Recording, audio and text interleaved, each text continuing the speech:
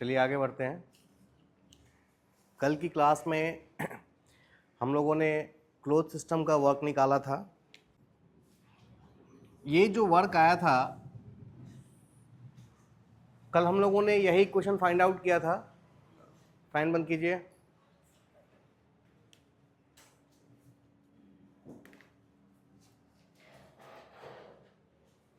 ये जो हमारा इक्वेशन था, इसे हम लोगों ने क्लोज सिस्टम का वर्क कहा था, ठीक ना। लेकिन इस वर्क को हम लोग कई और नाम से भी जानते हैं। वो क्या क्या है भाई? इसको कई जगह पीडीबी वर्क कहा जाता है। इसी क्लोज सिस्टम वर्क का दूसरा नाम क्या है? PDB work. बात समझ में आ रही है? इसके अलावा इसे हम लोग बाउंड्री वर्क भी कहते हैं। क्या कहते हैं? Boundary work. क्यों कहते हैं भाई बाउंड्री वर्क? क्योंकि जब भी ये वर्क होता है बाउंड्री डिस्प्लेस्ड होती है। आपने देखा था पिस्टन क्या हो रही थी? अपनी जगह से मूव हो रही थी। और हम लोगों ने पहले कहा भी था कि वर्क क्या है? बाउंड्री फंक्शन है, ठीक ना, बाउंड्री फेनोमेना है। क्योंकि वर्क हो रहा है कि नहीं हो रहा है ये हमें कहाँ देखने के लिए मिलता है? बाउंड्री। यदि बाउंड्री शिफ्ट हो रही है, दाएं बाएं हो रही है, इसका मतलब कुछ ना कुछ वर्क हो रहा है। बात समझ में आ रही है? तो इसको हम लोगों ने क्या क्या नाम दिया? पहला क्लोज्ड सिस्टम वर्क, दूसरा बाउंड्री वर्क, तीसरा पीडीबी वर्क, ठीक ना। इसके अलावा इसे हम लोग नन फ्लो वर्क भी कहते हैं। एक नाम और भी है नन फ्लो के अलावा, close system work, boundary work, PDV work. अच्छा, नन फ्लो वर्क का मतलब क्या है भाई? फ्लो नहीं होना। ध्यान रहे, क्लोज सिस्टम में मास का फ्लो नहीं होता है। ओपन सिस्टम वर्क जब हम पढ़ेंगे तो उसको फ्लो वर्क लिखेंगे, क्योंकि वहां मास का फ्लो होता हुआ हमें दिखेगा। मास इन होगा और मास आउट होगा। बट इस सिस्टम में क्या होता है? फिक्स मास सिस्टम होता है। मैंने बताया था क्लोज सिस्टम का दूसरा नाम क्या है? Fix mass system. मास में कोई बदलाव नहीं होता है, और इस कारण से इसको हम क्या कहते हैं? Non flow work. Non flow का मतलब है इसमें मास का फ्लो नहीं होता। एक और नाम होता है, that is called displacement work. तो इतने सारे नाम से हम लोग क्लोज सिस्टम के वर्क को जानते हैं, ठीक ना। एक ही नाम है, वर्क एक ही है, इसी को हम close system work, boundary work, PDV work, non flow work या फिर डिस्प्लेसमेंट वर्क के नाम से जानते हैं, ठीक है। पिछले क्लास में हम लोगों ने दो प्रोसेसेस के लिए वर्क निकाला था। एक हमारा आइसोकोरिक प्रोसेस था, और हमने देखा था कि आइसोकोरिक प्रोसेस के केस में जो वर्क की वैल्यू आई थी वो कितनी थी? 0 थी, ठीक है।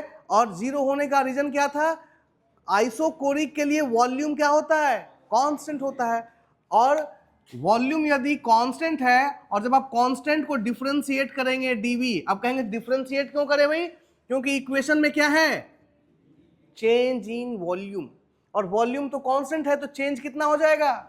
0। और इसीलिए आइसोकोरिक के केस में वर्क क्या हो गया? 0 हो गया। फिर हम लोगों ने आइसोबेरिक का वर्क निकाला था, और वो हमारा क्या आया था? PV2 minus V1। ये हमारा वर्क था आइसोबेरिक प्रोसेस का, ठीक है। आज हम लोगों को सीखना है कि हम आइसोथर्मल प्रोसेस में वर्क कैसे निकालें। इसके अलावा एडियाबैटिक प्रोसेस में वर्क कैसे फाइंड आउट करें, पॉलीट्रॉपिक प्रोसेस में वर्क कैसे फाइंड आउट करें, इन सभी चीजों को सीखना है, ठीक है। चलिए नेक्स्ट हेडिंग देते हैं, वर्क इन आइसोथर्मल प्रोसेस, ठीक है। आइसोथर्मल प्रोसेस के लिए हमें वर्क निकालना है। सबसे पहले हम एक आइसोथर्मल प्रोसेस ड्रॉ करते हैं। किसके ऊपर? प्रेशर वॉल्यूम डायग्राम के ऊपर।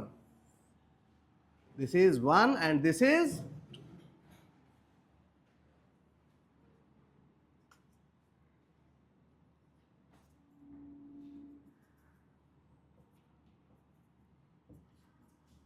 ठीक है, इसका इक्वेशन क्या लिखे हम, ये 1 से 2 आइसोथर्मल प्रोसेस है दिखाने के लिए क्या लिख सकते हैं, लिख सकते हैं T इज इक्वल टू, लिख सकते हैं, और क्या लिख सकते हैं, PV इज इक्वल टू, इनमें से कुछ भी लिखेंगे तो ये रिप्रेजेंट करेगा क्या, आइसो, या फिर और क्या लिख सकते हैं, ये भी तो लिख सकते हैं कि पॉलीट्रोपिक इंडेक्स की वैल्यू कितनी है, 1 होते ही ये क्या बन गया, आइसोथर्मल। तो ये तरीका है इस प्रोसेस को रिप्रेजेंट करने का कि ये आइसोथर्मल प्रोसेस है, क्योंकि ये एडियाबैटिक भी तो हो सकता था भाई, कर्व लाइन तो एडियाबैटिक की भी होती है। तो n इज इक्वल टू 1 अगर हमने लिख दिया तो ये स्पेसिफाई कर दिया कि ये प्रोसेस क्या है, आइसोथर्मल। या फिर PV is equal to constant या T is equal to constant, ये लिखने का मतलब है कि आइसोथर्मल प्रोसेस। आइए वर्क निकालना है। अब वर्क निकालने के लिए हमारा फॉर्मूला क्या है भाई, 1/2 P dV। ठीक है, अब जरा ध्यान से देखिए, पिछले केस में कल तक में हमने इसी फॉर्मूले को यूज किया था। जब हमने आइसोकोरिक की बात की थी तो dV 0 हो गया था और वर्क 0। आइसोबेरिक में क्या हुआ भाई, प्रेशर कांस्टेंट था तो हमने इस P को क्या कर दिया, इंटीग्रेशन से बाहर निकाल दिया और अंदर क्या रह गया, सिर्फ वॉल्यूम, तो उसको हमने इंटीग्रेट कर दिया, dV को इंटीग्रेट किया तो हमको V मिला। लेकिन यहां पर सिचुएशन अलग है, यहां इंटीग्रेशन के अंदर प्रेशर भी है और वॉल्यूम भी है, और यहां प्रेशर कांस्टेंट नहीं है। देखिए प्रेशर 1 से कहा जा रहा है, प्रेशर चेंज हो रहा है और वॉल्यूम भी क्या हो रहा है। अब आपने पढ़ा है इंटीग्रेशन जिसमें 2 वेरिएबल हो तो वो इंटीग्रेशन क्या हो जाएगा, आपका कॉम्प्लेक्स हो जाएगा, मैथमेटिक्स काफी ज्यादा हो जाएगी। तो इसको सिंप्लीफाई करने के लिए हम क्या करते हैं, प्रेशर को वॉल्यूम के टर्म में पुट कर देते हैं। अगर प्रेशर की वैल्यू को हम वॉल्यूम के टर्म में रख दें तो सिर्फ अंदर क्या हो जाएगा, वॉल्यूम, और कितना वेरिएबल हो जाएगा, एक, जिसको इंटीग्रेट करना हमारे लिए क्या हो जाएगा, आसान हो जाएगा। ठीक ना, इसीलिए हम यहां से प्रेशर को हटाएंगे क्योंकि यहां प्रेशर कांस्टेंट है नहीं। अगर कांस्टेंट नहीं है तो इसको हम बाहर नहीं निकाल सकते। तो दूसरा तरीका क्या है, प्रेशर को हम किसके टर्म में लिख दें, वॉल्यूम के टर्म में। अब ये काम कैसे होगा, ये काम होगा इस इक्वेशन से। चूंकि ये कौन सा प्रोसेस है भाई, आइसोथर्मल, और आइसोथर्मल प्रोसेस के लिए हम जानते हैं कि PV इज इक्वल टू क्या होता है, कांस्टेंट होता है। तो हम यहां से P की वैल्यू लिख सकते हैं, P इज इक्वल टू, क्या ये यूज कर सकते हैं हम लोग, बात समझ में आ रही।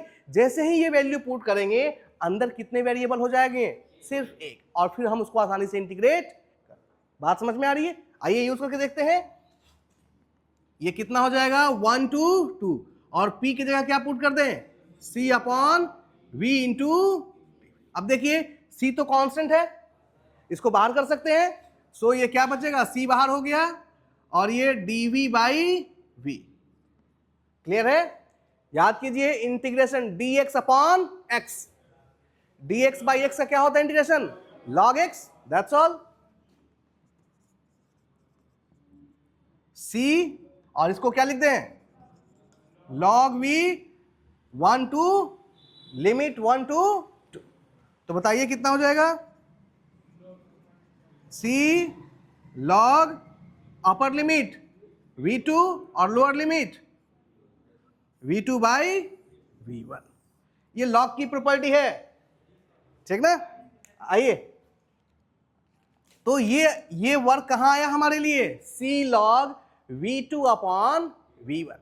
ये वर्क की वैल्यू किसके लिए है, आइसोथर्मल प्रोसेस की।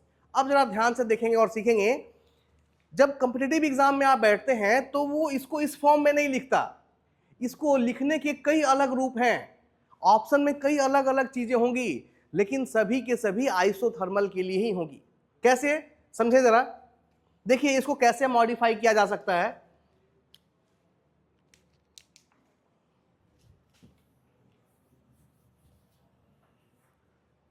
सबसे पहले ये C क्या क्या वैल्यू ले सकता है, ध्यान दें। आइसोथर्मल प्रोसेस के लिए इक्वेशन होता है क्या, PV is equal to constant. ठीक है, अब जरा देखिए यदि PV is equals to constant है, can you write for the process 1 to 2 P1 V1 is equal to P2 V2 is equal to dash dash dash is equal to, लिख सकते हैं। तो C की तो एक ये वैल्यू आ सकती है, P1 V1 भी यूज कर सकते हैं और P2 V2 भी यूज कर सकते हैं, ठीक ना। क्यों ऐसा क्यों लिखा? बिकॉज PV क्या है? कांस्टेंट है। दूसरा क्या लिख सकते हैं भाई, ये C कहां से आया था, याद कीजिए। आपने आइडियल गैस इक्वेशन आपका कहा था PV is equal to, right hand side में M और R पहले से कांस्टेंट थे, और आइसोथर्मल प्रोसेस के लिए T भी क्या हो गया? तो इन सब के बदले आपने सिंपली क्या लिखा था? C। यानी C की एक अलग वैल्यू भी है, C इज इक्वल टू क्या है? MRT। तो कहीं कहीं पर C इज इक्वल टू वो क्या लिख देगा? MRT, ठीक है। और कहीं कहीं क्या लिखेगा? P1 V1, कहीं कहीं क्या लिखेगा? P2। यानी अब आपके पास C इज इक्वल टू है MRT, इसके अलावा P1 V1 और P2। तो C के लिए इसमें से कोई भी वैल्यू वो यूज कर सकता है। एक और मॉडिफिकेशन करता है, यहां पे ये जो वैल्यू आई है किसके टर्म में आई है? वॉल्यूम के टर्म में आई है। लेकिन ऑप्शन जब आप देखेंगे तो उसमें वॉल्यूम होगा ही नहीं, वहां प्रेशर होगा। तो ये कैसे करता है, जरा ध्यान से देखिए। P1 V1 is equal to क्या है? अब जरा देखिए, वॉल्यूम को एक साइड कीजिए और प्रेशर को एक साइड, तो P1 by P2 is equal to क्या आया? V2 by. अब देखिए V2 बाई V1 है, यहां इसके जगह पे क्या पुट कर सकते हैं? P1 बाई P2 पुट कर सकते हैं। बात समझ में आ रही है? तो इसको आप dW is equal to C log P1 by P2 भी लिख सकते हैं। इस फॉर्म में भी लिख सकते हैं, इस फॉर्म में भी लिख सकते हैं, और C के लिए इनमें से अलग अलग वैल्यूज का भी यूज कर सकते हैं। क्लियर है? तो इस तरीके से हम लोग किसके लिए वर्क निकालते हैं? Isothermal process. समझ में आ रही बात? चलिए नेक्स्ट देखते हैं एडियाबैटिक प्रोसेस के लिए वर्क इन एडियाबैटिक प्रोसेस। ठीक है, एडियाबैटिक प्रोसेस के लिए हम लोगों ने अभी तक क्या क्या सीखा है भाई, बताइए। dq इज इक्वल टू 0, किसी भी तरह का हीट ट्रांसफर नहीं होगा। दूसरी चीज लिखे नहीं, बोर्ड पे रहे। दूसरा चीज हमने क्या सीखा है एडियाबैटिक प्रोसेस के लिए? इक्वेशन क्या होता है भाई? PV to the power gamma is equal to constant. ये दो चीजें हमने सीखी हैं, ठीक ना। और हमें क्या निकालना है? वर्क निकालना है क्लोज सिस्टम के लिए। तो वर्क क्या होगा भाई? dW integration P dV 1 to 2। ठीक है, अगेन प्रॉब्लम वही है, एडियाबैटिक के केस में प्रेशर भी वेरी कर रहा है और वॉल्यूम भी, क्योंकि अगर आप देखें डायग्राम, एडियाबैटिक का भी कर्व लाइन ही होती है ना। लाइन कैसी होती है? कर्व। यानी प्रेशर भी वेरी हो रहा है और वॉल्यूम भी। तो फिर से इसको सिंपली इंटीग्रेट नहीं कर पाएंगे, दो वेरिएबल हो गए तो क्या करेंगे? प्रेशर को फिर वॉल्यूम के टर्म में पुट कर देंगे। कैसे करेंगे भाई? By using this equation. यहां से P इज इक्वल टू क्या हो जाएगा? C upon V to the power, और अब प्रेशर की जगह यही वैल्यू रख देंगे। तो क्या आ जाएगा ये? 1 to 2 C upon V to the power gamma into D।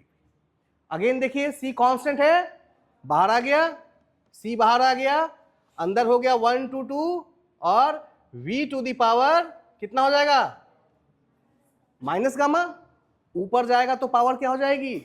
Minus into D. अब देखिए किस फॉर्मेट में आ गया?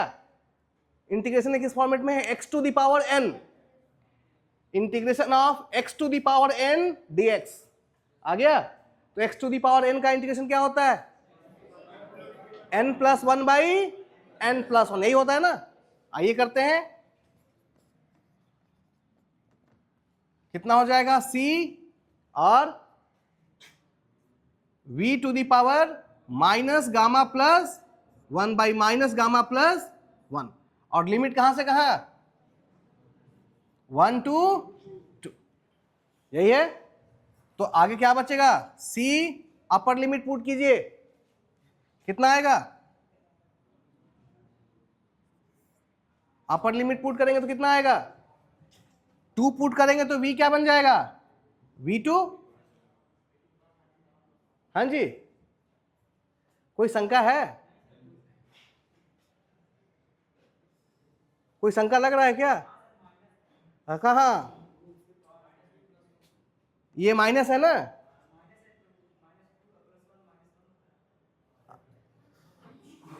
क्या बोल रहे हो भाई?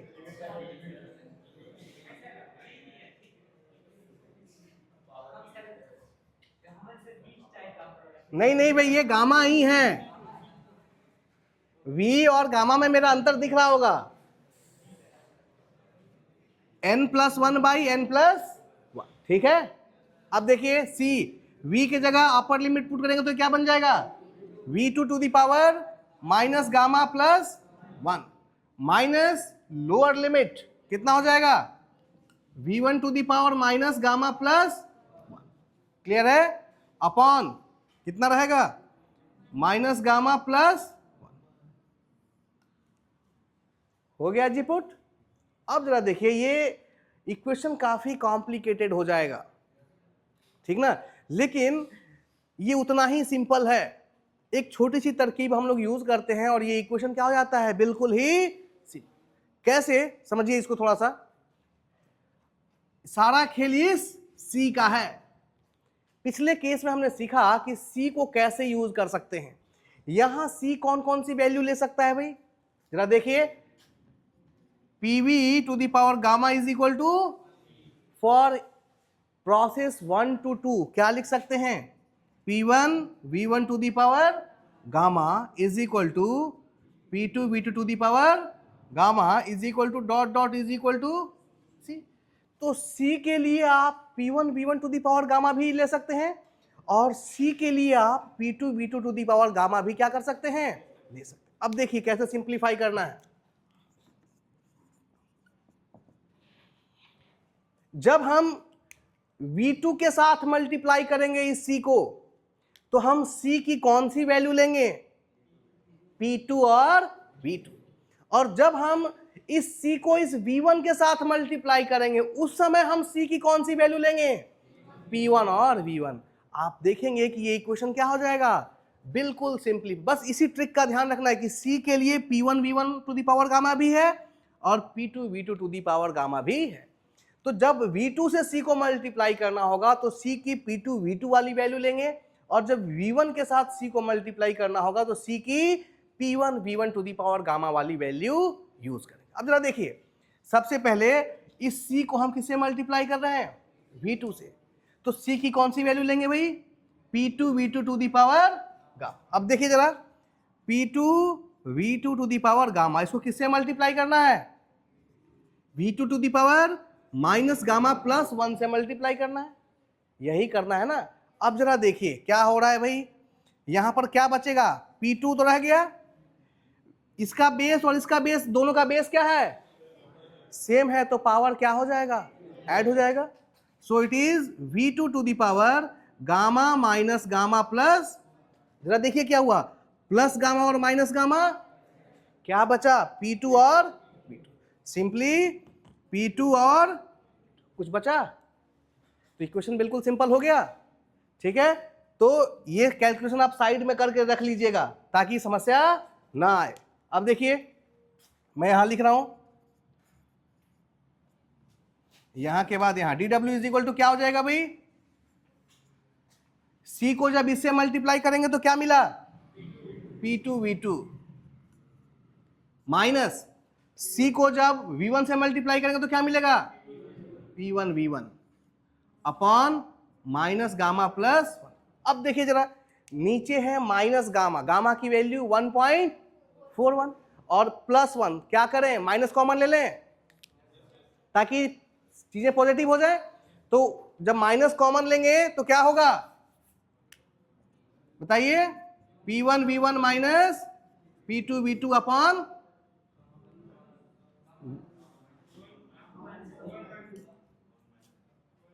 यही होगा,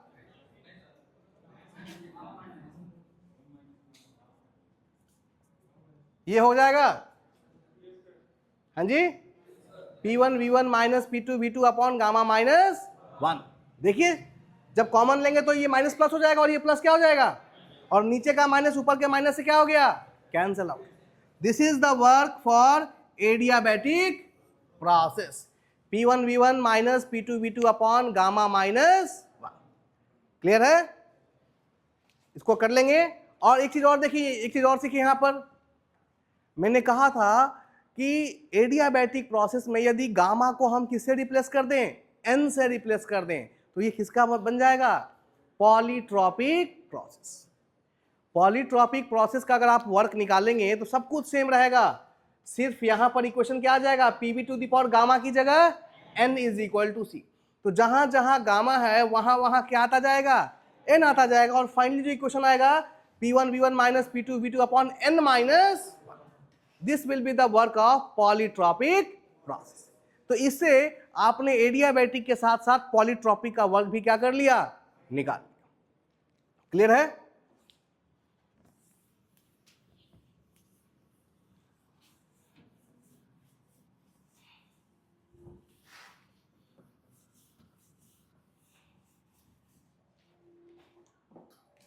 ठीक है, एडियाबैटिक के लिए कितना है अभी, P1 V1 minus P2 V2 upon, और ये किसके लिए है, और dW किसके लिए,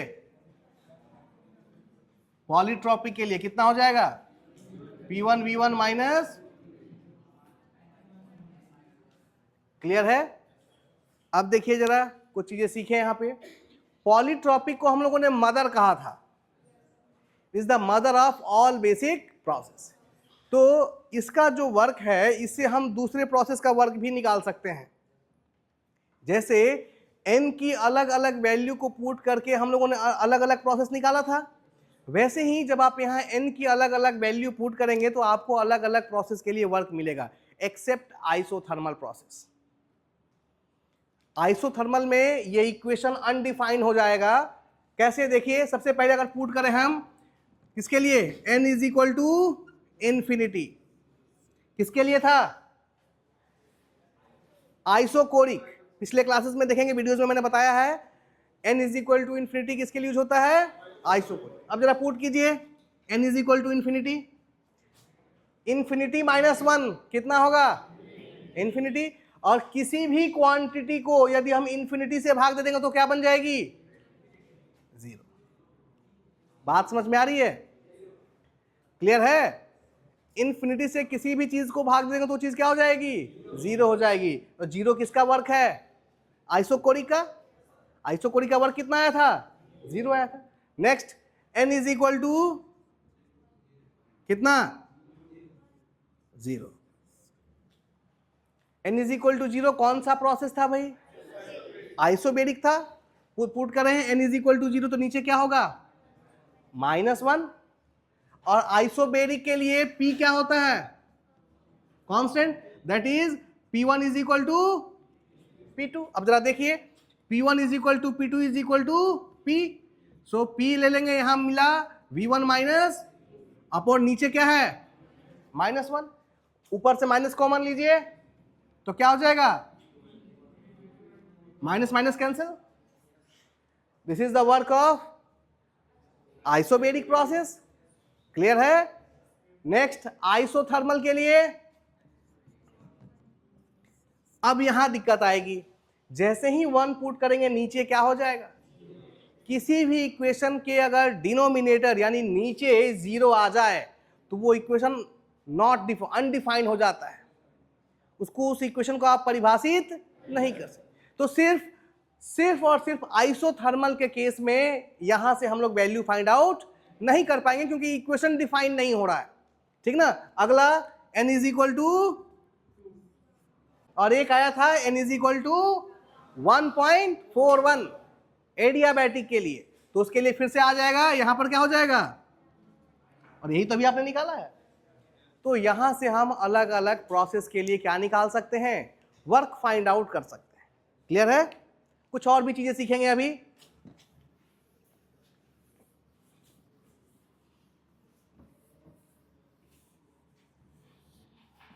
हम लोगों ने कहा था कि वर्क हमारा पाथ फंक्शन है, ठीक ना।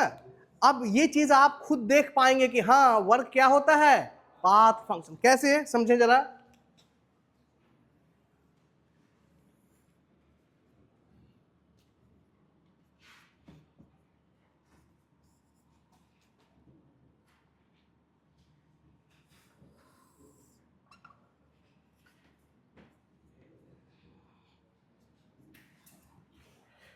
पहले हमने जो पाथ लिया है वो है आइसोथर्मल।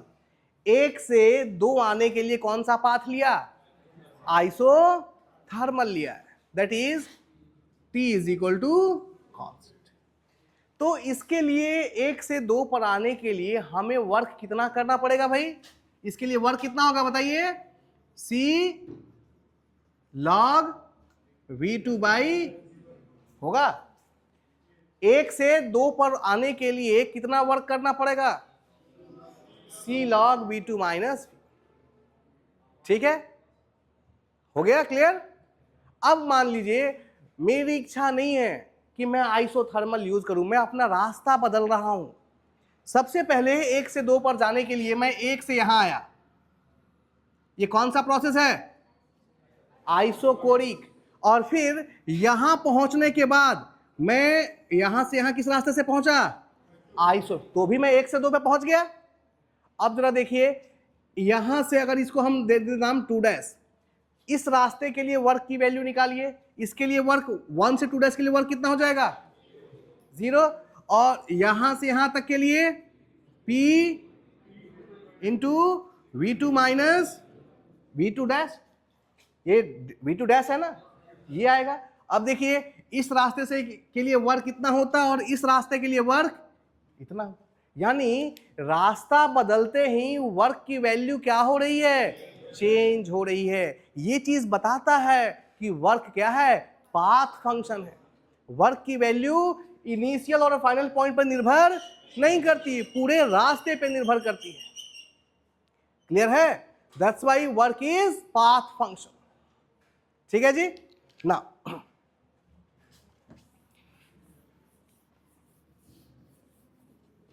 अब जब हमने ये चीजें सीख ली तो एक डायग्राम में फिर से ड्रॉ कर रहा हूं और वहां भी बहुत अच्छी चीज सीखने के लिए मिलेगी आपको। किस प्रोसेस में वर्क आपको सबसे ज्यादा मिलेगा। हमने अलग अलग प्रोसेस पढ़े, सभी रास्तों के बारे में जान लिया। अब आपसे कोई पूछे कि किस रास्ते में आपको वर्क सबसे ज्यादा मिलेगा तो कैसे बताएंगे, ध्यान से देखें।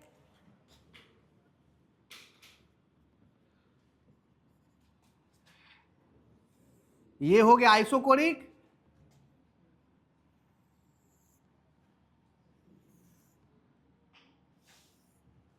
ठीक है।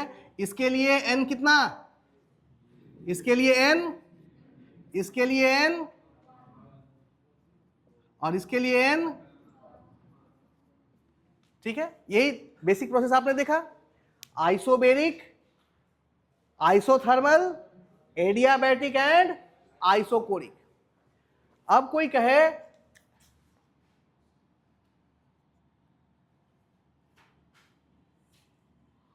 कि सबसे ज्यादा वर्क किस प्रोसेस में मिलेगा, किस रास्ते में मिलेगा, क्या बताएंगे। कल हमने सिखाया था इसको कि वर्क निकाल, हाँ कोई बताना चाहते हैं, बैठ के बोलो।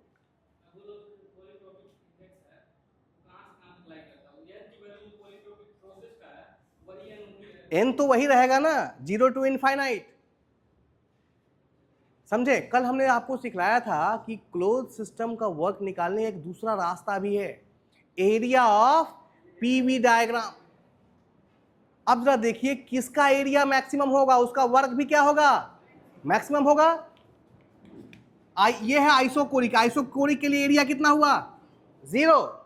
आइसोकोरिक के लिए पॉइंट बनाना तो एरिया कितना हो गया, 0। अब एडियाबैटिक के लिए देखें तो ये एरिया बनेगा, ये एरिया बनेगा।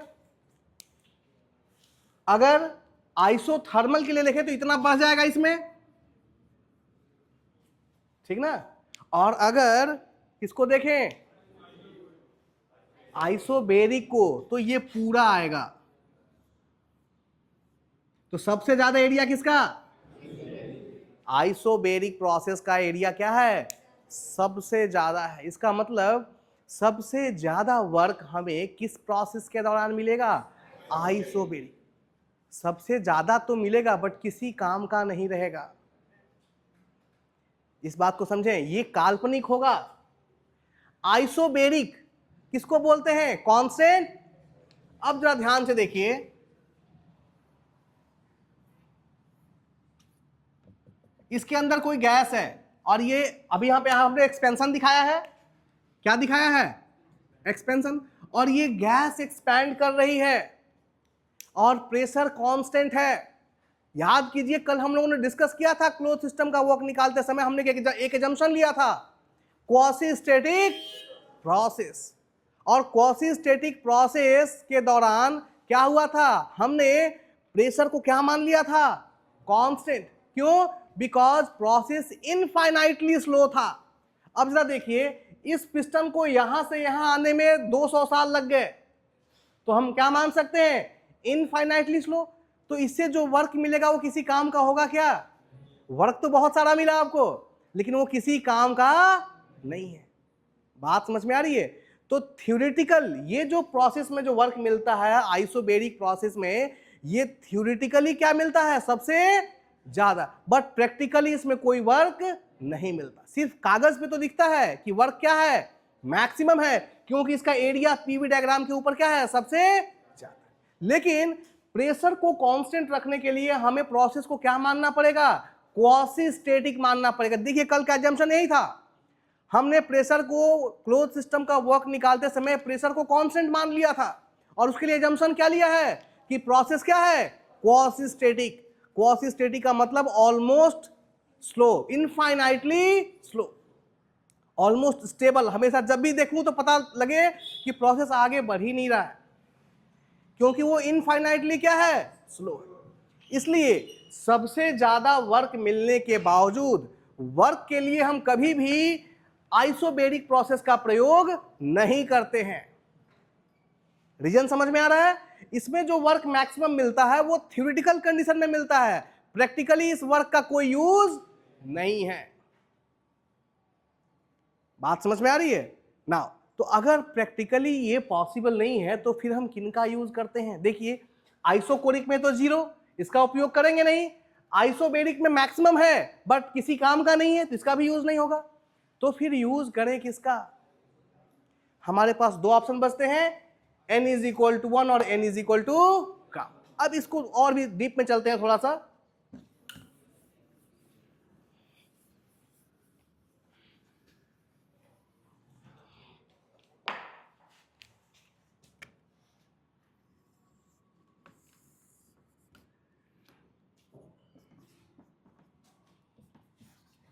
अब देखिए, हमें यह पता चल गया कि आइसोकोरिक में वर्क जीरो है और आइसोबेरिक में प्रैक्टिकली वर्क कितना मिल रहा है? जीरो मिल रहा है। थ्योरेटिकली मैक्सिमम मिल रहा है, क्योंकि एरिया क्या है? सबसे ज्यादा, बट वो वर्क किसी काम का है नहीं। तो अब हमारे पास दो ही चीजें हैं, एक तो हम आइसोथर्मल यूज कर सकते हैं और दूसरा एडियाबैटिक। तो किसका करेंगे जरा ध्यान से देखेंगे।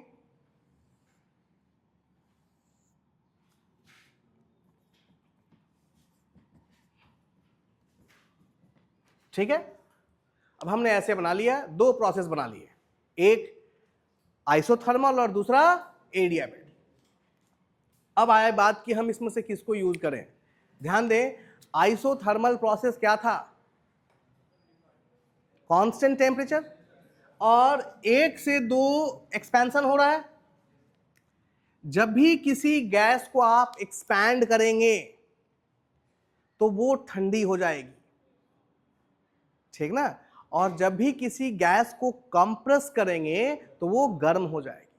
मैंने बताया था कि साइकिल में भरने वाली जो हवा भरने वाली पंप होती है, उससे आप साइकिल में हवा भर लें और फिर उसके निचले हिस्से को छू के देखें, वो गर्म हो जाती है, क्योंकि आप हवा को कंप्रेस करके टायर के अंदर डाल रहे हैं, ट्यूब के अंदर डाल रहे हैं। जब भी हम एयर को कंप्रेस करते हैं तो प्रेशर के साथ साथ उसका टेम्परेचर भी क्या हो जाता है? बढ़ जाता है। बात समझ में आ रही है? और जब भी हवा फैलेगी, एक्सपैंड होगी, तो वो क्या हो जाएगी? ठंडी हो जाएगी। इसको बहुत आसानी से चेक कर सकते हैं। एक बलून ले लिया और बलून के अंदर हवा मुंह से क्या कर दी? भर दी। जब बलून फूल जाए, अब उस बलून का मुंह जहां से हवा भरते उसको छोड़ दीजिए अपने चेहरे के ऊपर। आप देखेंगे कि जो हवा अंदर से आएगी उससे आपके चेहरे को ठंडक महसूस होगी। क्यों? क्योंकि उस हवा का क्या हो रहा है? एक्सपेंशन हो रहा है। अभी तक वो छोटे बलून के अंदर उसका वॉल्यूम कम होता है और बाहर एटमॉस्फेयर में वॉल्यूम कितना है? इनफाइनाइट। तो वो छोटे वॉल्यूम से निकल के कहाँ आ रही है? बड़े वॉल्यूम में। यानी उसका क्या हो रहा है? एक्सपेंशन हो रहा है। और जब भी कोई गैस एक्सपैंड होगी तो वो क्या हो जाएगी? ठंडी हो जाएगी। ठीक ना? तो अब बात आती है कि प्रैक्टिकली हम लोग कौन सा यूज करें। बात समझ में आ रही है? आइसोथर्मल प्रोसेस को प्रैक्टिकली यूज करना संभव नहीं हो पाता, क्योंकि आइसोथर्मल प्रोसेस कहता है कि टेम्परेचर चेंज ना हो।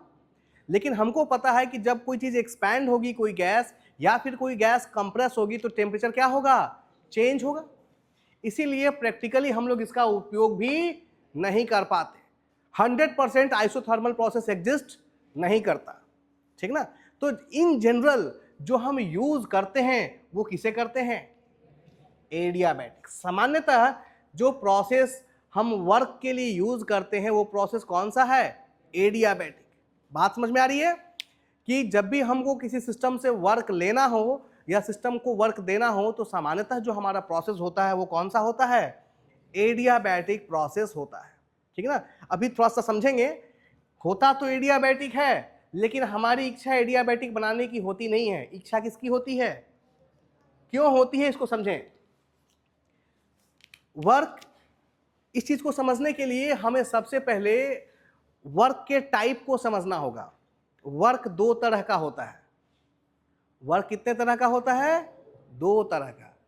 पहला वर्क जो सिस्टम के द्वारा किया जाए और दूसरा वर्क जो सिस्टम के ऊपर किया जाए। ठीक ना?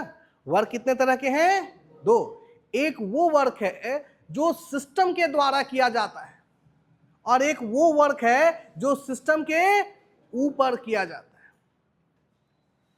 बात समझ में आ रही है? इसको बहुत आसानी से समझ सकते हैं। हम लोग बाइक चलाते हैं। अगर हम बाइक को सिस्टम मान लें तो मेरी बाइक मुझे डेली घर से लेके कहाँ आती है? कॉलेज लेके आती है। काम कौन करता है भाई? सिस्टम। बाइक कर रही है और मैं उस पर बैठ के आ रहा हूं। लेकिन मान लो मेरी तेल किसी दिन खत्म हो जाए तो मुझे अब उस बाइक को धक्का देके कहाँ ले जाना पड़ेगा? अब जरा देखिए, सिस्टम तो बाइक ही है, लेकिन उस सिस्टम के ऊपर काम कौन कर रहा है? धक्का कौन दे रहा है? मैं दे रहा हूं। ठीक ना? अगर मैं सिस्टम को धक्का दूंगा तो मुझे मजा आएगा? मुझे थकान, क्योंकि मेरी इंटरनल एनर्जी कहीं ना कहीं घट रही होगी। ठीक ना? बात इस चीज को, इस कॉन्सेप्ट को पकड़ें। जब हम सिस्टम के ऊपर काम करना चाहते हैं, अच्छा एक चीज और समझो, रास्ते में मुझे कोई स्टूडेंट मिल गया तो कहूंगा ना कि भाई पीछे से धक्का दो? हाँ, क्यों कहूंगा भाई? इससे मुझे वर्क क्या करना पड़ेगा? कम करना पड़ेगा। बात समझ में आ रही है? तो जब हमें किसी सिस्टम के ऊपर कार्य करना होता है तो हमारी प्रबल इच्छा होती है कि हमें कम से कम काम करना पड़े। लेकिन जब हमें सिस्टम से कार्य मिलता है तो हमारी दिली इच्छा ये होती है कि हमें ज्यादा से ज्यादा मिले। जब हमें फायदा होता है तो हम चाहते हैं कि हमें ज्यादा मिले, और जब हमें नुकसान उठाना पड़ता है तो हम चाहते हैं कि वो नुकसान क्या हो? कम से। इस लाइन को पकड़ के रखोगे तो आगे बहुत हेल्प करेगी। वर्क को समझने के लिए लाइन बहुत इंपॉर्टेंट है। वर्क दो तरह के हैं। एक जो वर्क सिस्टम के द्वारा किया जाए। जब वर्क सिस्टम करती है, जब मोटरसाइकिल काम करी तो मुझे अच्छा लग रहा था, हम चाहते थे कि ये ऐसे ही काम करता रहे। लेकिन जब उसी सिस्टम के ऊपर, उसी बाइक के ऊपर मुझे धक्का लगाना पड़ा तो मेरी इच्छा हो गई कि ये क्या हो जाए? कम से कम। यानी जब सिस्टम के ऊपर वर्क किया जाए तो हम क्या चाहते हैं कि वर्क कम से कम करना पड़े। बात समझ में आ रही है? अब समझें, यदि सिस्टम काम कर रहा है तो हमारे लिए अच्छा था, उसको हम कहते हैं पॉजिटिव।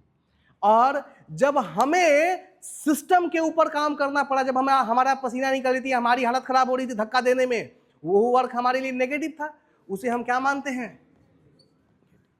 तो वर्क दो तरह के, थर्मोडायनेमिक वर्क दो तरह के हैं, पॉजिटिव और ना। पॉजिटिव कब होगा, वर्क डन बाय दी, अगर कार्य सिस्टम के द्वारा किया जाए तो वो क्या होगा, पॉजिटिव।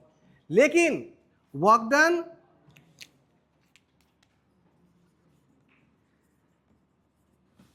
ऑन दी,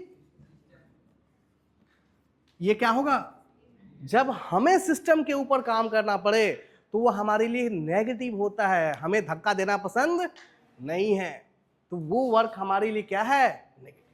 क्लियर है, इसको कहते हैं साइन कन्वेंशन ऑफ वर्क। यदि सिस्टम के द्वारा कार्य किया जाए तो उसको पॉजिटिव लेके चलेंगे, और यदि सिस्टम के ऊपर कार्य करना पड़े तो उसे क्या लेंगे। आप समझे इसको, साइकिल में जब हवा भरते हैं तो काम कौन करता है भाई, आप करते हैं। सिस्टम है क्वांटिटी ऑफ मैटर, यानी हवा जो पंप के अंदर है वो क्या है, क्वांटिटी ऑफ मैटर है, और उसको दबाने का काम कौन कर रहे हैं, आप कर रहे हैं। आप हवा को कंप्रेस करते हैं तो कंप्रेशन वर्क क्या होगा, नेगेटिव होगा। कंप्रेशन वर्क क्या होगा, नेगेटिव। जब भी वॉल्यूम कम हो तो वहां जो वर्क होगा वो हमेशा नेगेटिव होगा, और जब भी वॉल्यूम इंक्रीज करे, इंक्रीज कब करेगा, ड्यूरिंग एक्सपेंशन, एक्सपेंशन के दौरान जो वर्क होगा वो हमेशा पॉजिटिव होगा, और कंप्रेशन के दौरान जो वर्क होगा वो हमेशा नेगेटिव होगा। याद करने के लिए देखिए, साइकिल के पंप में आप कंप्रेस कर रहे हैं ना हवा को, वो आपके लिए क्या है, नेगेटिव है।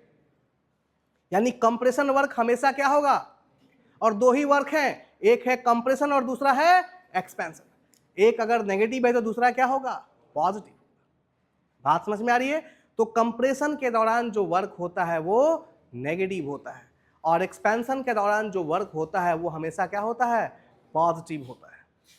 बात समझ में आ रही है। अब समझे, अब इस टॉपिक को समझ सकते हैं। ये है एडियाबैटिक प्रोसेस, और ये कौन सा प्रोसेस शो कर रहा है, एक्सपेंशन की कंप्रेशन। 1 से 2 देखिए ना, वॉल्यूम बढ़ रहा है कि घट रहा है, तो एक्सपेंशन हुआ। अगर वॉल्यूम घटेगा तभी तो वो क्या होगा, कंप्रेशन। अब एक्सपेंशन का वर्क क्या होता है, पॉजिटिव की नेगेटिव, पॉजिटिव होती है ना। एक्सपेंशन का वर्क क्या होता है, पॉजिटिव। ठीक है, अब जरा देखिए, यदि आप एडियाबैटिक प्रोसेस का यूज करते तो आपको वर्क कितना मिलता, ये, ठीक ना। और यदि आइसोथर्मल का यूज करते तो कुछ जुड़ जाता, इतना भाग क्या होता और ऐड हो जाता, ठीक ना। लेकिन हमें पता है कि प्योर आइसोथर्मल प्रोसेस नहीं हो सकता, तो जनरली हम यूज कौन सा करते हैं, एडियाबैटिक। लेकिन चूंकि वर्क पॉजिटिव है एक्सपेंशन के दौरान, तो हमारी इच्छा और ज्यादा करने की होती है, यानी हम किधर जाना चाहते हैं, आइसो। बात समझ में आ रही है।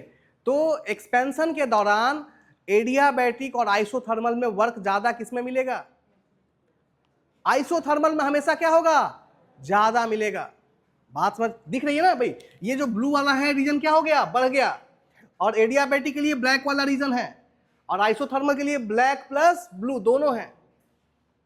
तो आइसोथर्मल में वर्क ज्यादा मिलता है, इसीलिए हमें पता है कि हम एडियाबैटिक कर रहे हैं, लेकिन हमारी इच्छा क्या होती है, किधर जाने की होती है, आइसोथर्मल की तरफ जाने की होती है, कि टेम्परेचर में चेंज ना हो, क्योंकि जब भी ऐसा होगा तो हमें वर्क क्या मिलेगा, ज्यादा मिलेगा। बात समझ में आ रही है। तो एक्सपेंशन के दौरान आइसोथर्मल और एडियाबैटिक को यदि हम कंपेयर करें तो वर्क ज्यादा किसमें मिलेगा, आइसोथर्मल, और एडियाबैटिक में कम।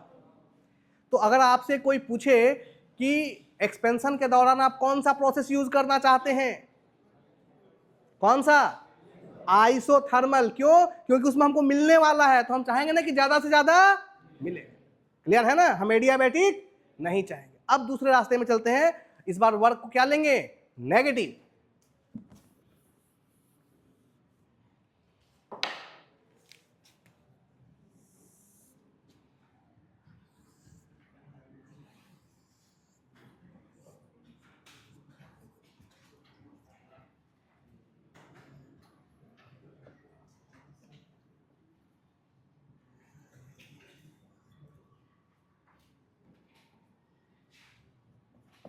अब देखिए इस प्रोसेस के लिए n कितना होगा, इस प्रोसेस के लिए n कितना होगा, 0, आइसोबैरिक प्रोसेस है ना, और इसके लिए तो ये n की वैल्यू कितनी हो जाएगी, और ये बात समझ में आ रही है, क्लियर है। अब बताइए, अब ये आपको देखने में क्या दिख रहा है, एक्सपेंशन दिख रहा है कि कंप्रेशन दिख रहा है, कंप्रेशन दिख रहा है, क्योंकि वॉल्यूम घट रहा है, इधर से इधर आ रहे हैं, वॉल्यूम इस डायरेक्शन में इंक्रीज कर रहा है, और अगर इधर से इधर आएंगे तो वॉल्यूम क्या होगा, यानी कंप्रेशन वर्क। कंप्रेशन वर्क का मतलब नेगेटिव वर्क। अब अगर वर्क नेगेटिव है, यानी आपको बाइक को धक्का देना है, तो आप क्या चाहेंगे कि हमें धक्का क्या देना पड़े, कम से कम देना पड़ेगा, ठीक ना। अब जरा देखिए, अब आपके पास फिर से दो प्रोसेस हैं, पहला है isothermal n is equal to, इसके लिए इतना धक्का देना पड़ेगा, ठीक ना, और यदि धक्का देने के लिए आप एडियाबैटिक प्रोसेस का यूज करेंगे तो कितना एरिया बढ़ जाएगा, इतना वर्क आपको ज्यादा करना पड़ेगा। तो अब बताओ, नेगेटिव वर्क के लिए आपसे पूछा जाए कि आपको धक्का लगाना है बाइक को, तो कौन सा प्रोसेस यूज करेंगे, फिर से आइसोथर्मल, एडियाबैटिक नहीं। ध्यान दो, अगर isothermal n is equal to, नीचे वाली लाइन है ना, आइसोथर्मल हो तो सिर्फ ब्लैक वाला एरिया काम करना पड़ेगा, इतना धक्का लगाना पड़ेगा, लेकिन यदि एडियाबैटिक यूज किए n is equal to gamma, तो ब्लैक वाला तो करना ही पड़ेगा, साथ में ये रेड वाला हिस्सा भी क्या होगा, तो दोनों ही केस में चाहे वो कंप्रेशन हो या एक्सपेंशन, हमारे लिए फायदेमंद हमेशा कौन सा है, आइसोथर्मल प्रोसेस। अगर वर्क पॉजिटिव है तो भी हमारी इच्छा होती है कि हम किस प्रोसेस की तरफ जाएं, आइसोथर्मल, और यदि हमें सिस्टम के ऊपर काम करना पड़ रहा है तो भी हमारी इच्छा होती है कि हम एडियाबैटिक की तरफ जाएं, नहीं, हम किसके तरफ जाएं, आइसोथर्मल, क्योंकि दोनों हमारे लिए फायदेमंद सिचुएशन है। और हमें यह भी पता है कि आइसोथर्मल कभी भी होगा नहीं, क्योंकि जब आप कंप्रेस करेंगे या एक्सपेंड करेंगे तो टेम्परेचर में चेंज आएगा, लेकिन हम क्या करते हैं, हम चाहते हैं कि टेम्परेचर में चेंज तो होगा, लेकिन वो चेंज कम से कम हो, जितना कम हो उतना हम नजदीक किसके जाएंगे, आइसोथर्मल के जाएंगे। बात समझ में आ रही है। चलिए आगे बढ़ते हैं। अर्थ में लगभग सभी चीजों को मैंने आप लोगों को बता दिया। एक चीज, छोटा सा टॉपिक छूटा रह गया है, उसको देख लें। क्या, साइकिल, ठीक ना। साइकिल क्या होता है भाई, साइकिल एक प्रोसेस ही है जिसमें इनिशियल पॉइंट और फाइनल पॉइंट क्या हो जाते हैं, एक ही हो जाते हैं। जैसे अभी तक हम प्रोसेस ऐसे बना रहे थे 1 2, लेकिन साइकिल ये होता है कि यहां 1 से चले और वापस घूमते हुए कहां आ गए, 1 पे, यानी इनिशियल पॉइंट भी 1 और फाइनल पॉइंट भी 1। इस प्रोसेस को हम साइक्लिक प्रोसेस कहते हैं, ठीक ना। साइक्लिक प्रोसेस में प्रॉपर्टी में कितना चेंज होगा, साइक्लिक प्रोसेस में प्रॉपर्टी में कितना चेंज होगा, 0 ऑलवेज, क्योंकि dp p2 माइनस, अब साइक्लिक प्रोसेस के लिए 2 किसके बराबर है, 1, 1 इनिशियल पॉइंट और फाइनल पॉइंट दोनों क्या है, 1, तो p1 माइनस p1 कितना होगा, 0। बात समझ में आई। तो किसी भी पॉइंट फंक्शन में कितना चेंज होगा किसी साइकिल के दौरान, ऑलवेज 0। क्यों, क्योंकि पॉइंट फंक्शन की वैल्यू सिर्फ इनिशियल और फाइनल पॉइंट पे निर्भर करती है। क्लियर है। अगर हम वर्क के केस में देखें साइकिल, तो किसी भी पीवी डायग्राम पे जो साइकिल है वो दो तरह से बनेंगी, एक क्लॉकवाइज और दूसरा एंटी क्लॉकवाइज। जितनी भी साइकिल पीवी डायग्राम के ऊपर क्लॉकवाइज होंगी उनको हम कहेंगे पावर प्रोड्यूसिंग साइकिल, यानी वहां से आपको कुछ ना कुछ वर्क मिलेगा। और यदि ये साइकिल एंटी क्लॉकवाइज हुई तो आपको साइकिल को कुछ ना कुछ वर्क देना पड़ेगा। तो क्लॉकवाइज साइकिल, क्लॉकवाइज जो साइकिल होती है इसको हम क्या कहते हैं, पावर प्रोड्यूसिंग साइकिल, ठीक ना। और अगर एंटी क्लॉकवाइज हो गई, एंटी क्लॉकवाइज, तो इसको क्या कहेंगे, power consuming cycle. Refrigeration air conditioning में जो साइकिल मिलेगी वो सब एंटी क्लॉकवाइज होगी। आईसी इंजन में जो साइकिल मिलेंगी वो सब कैसी होंगी? क्लॉकवाइज, क्योंकि आईसी इंजन से आपको वर्क मिलता है और रेफ्रिजरेशन में कंप्रेसर को वर्क देना पड़ता है। क्लियर है? चलिए, आज वर्क आपका समाप्त हुआ, कल हम लोग हीट स्टार्ट करेंगे, ठीक ना? Okay, thank you.